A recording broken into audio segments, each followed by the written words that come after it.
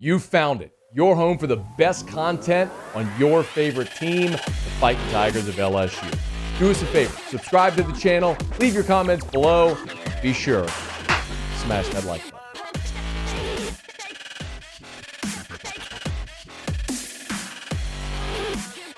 Well, if Joe Burrow's name is on it in these parts, it's always going to be interesting. And no exception here. Joe Burrow is the cover photo of SI's NFL Preview Edition, was also their daily cover as well. And Conor Orr wrote the feature on Joe Burrow. Conor Orr, good enough to join us for a couple of minutes now. Conor, I appreciate it. Thanks for the time. How are you?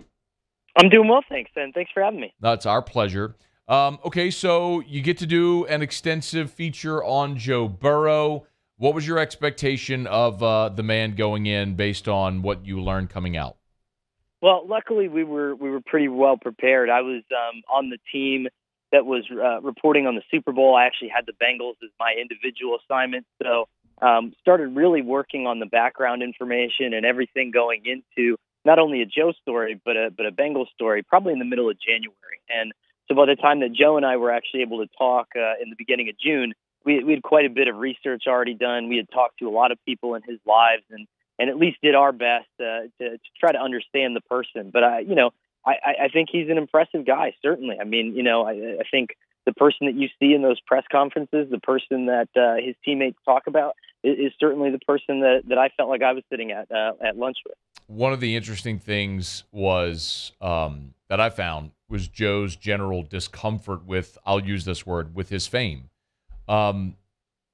Did you get a sense of when that started for him? Yeah, he actually had mentioned back at LSU, that first season, he said there was a walk that he could do from basically the locker room to his car, and he used to be able to do that by himself or with his parents, and nobody would come up to him and say anything. And then during the middle of the national championship run, he had to have a serious talk about hiring a full-time bodyguard. And I think at that point, your life just completely changed, and he couldn't go out drinking with his friends anymore. He couldn't do any of the things that he used to do. And that's a tough adjustment for a kid, especially at Ohio State when you weren't playing. That's not how you thought your life was going to go. It's a pretty quick 180 there. By the way, can you please describe, I mean, I was reading through the feature. I see a lot of the photos that are part of it as well, what the day was like. So it was one day that you sat down with Joe and there was this photo shoot and everything. Can you just kind of describe that day? Yeah, so it ended up kind of being Joe kind of wanted to stack all of his off-season media requirements into one day. And so I asked that I would just be able to accompany him for all of it, and then we would have lunch together afterwards. And so he did a photo shoot for us, which is not the one that we described in the story. And then he did two other photo shoots, both for the Bengals and did some video stuff. And I followed him around for that, too, and was able to write about that. It was like 90 degrees outside. I was in like a dress shirt and jeans. I was dying. I can't imagine what it would be like if you're in the full black home uniform and the helmet and you're under heat lamps, to get the lighting correct. So yeah, poor Joe was melting that day, and he was talking to a teammate about running into the cold tub, and I can't say I blame him. Did even having covered him around the Super Bowl, do you feel like you learned anything new about Joe Burrow, either the football player or the person, having the opportunity to sit down with him on that day? I think it's more you try to validate or disprove sort of the general notion that's out there. And, I think Joe has done a great job of putting forth this notion that, like, hey, I really do only care about playing football. I enjoy playing football. I enjoy the competitiveness, and the rest of it I could take or leave. And, I had time to have a coffee with his parents in Nashville, with his dad in Nashville, before they beat the Titans, and he had kind of spoken to that point. But to sit down with him and to hear him talk about his process, his mentality, it really does go a long way towards validating, like, hey, this guy, he's like anybody else, right? He likes to play video games. He likes to hang out with his friends. He just so happens to have a job where he plays really high-level competitive football.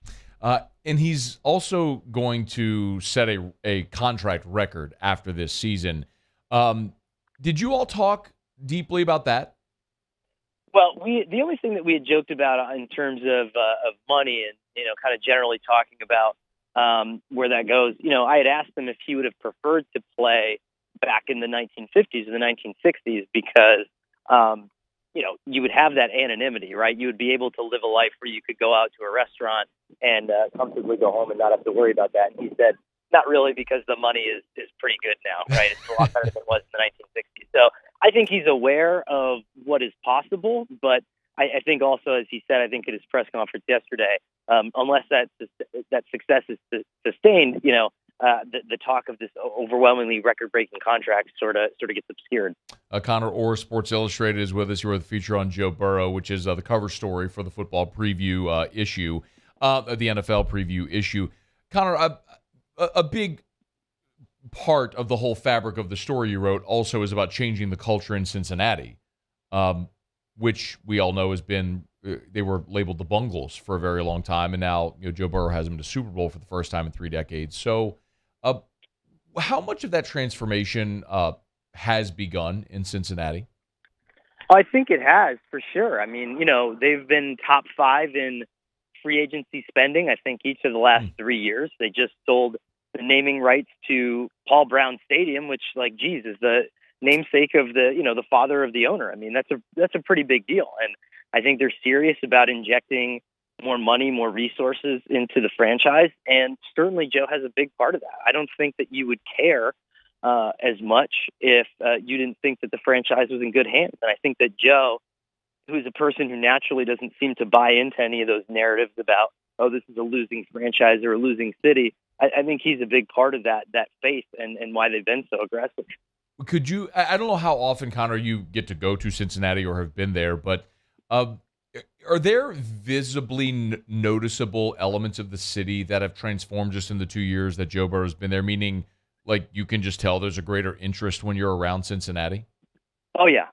So during the lead up to the Super Bowl, I wrote a column at one of the bars that Zach Taylor went to. The Bengals coaches, after games, were going to local bars. They were handing out game balls to the fans. I don't know if people remember that story, but I went to one of the bars the week before the Super Bowl and was talking to some people there. And this is a perfect example. One of the managers of the bar was saying, hey, our bartenders made as much in a month of playoff football as they normally do in 6 months of a normal Bengals season where they're out of it by December. And that might not seem like a big deal to someone, but that is life-changing money to someone. And I think that perfectly goes towards the idea that, yes, the Bengals are changing things in Cincinnati in a very real and significant way. That same bar, by the way, got offered $2,000 a table for reservations at the Super Bowl, which is crazy. That is bizarre.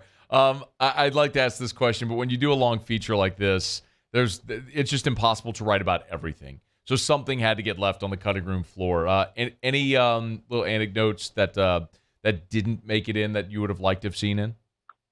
I just think just further examples of, you just hear constant stuff about how much of a gamer Joe is. One good example being that, hey, in the senior year of high school, you have to get up in front of the class and it's senior follies.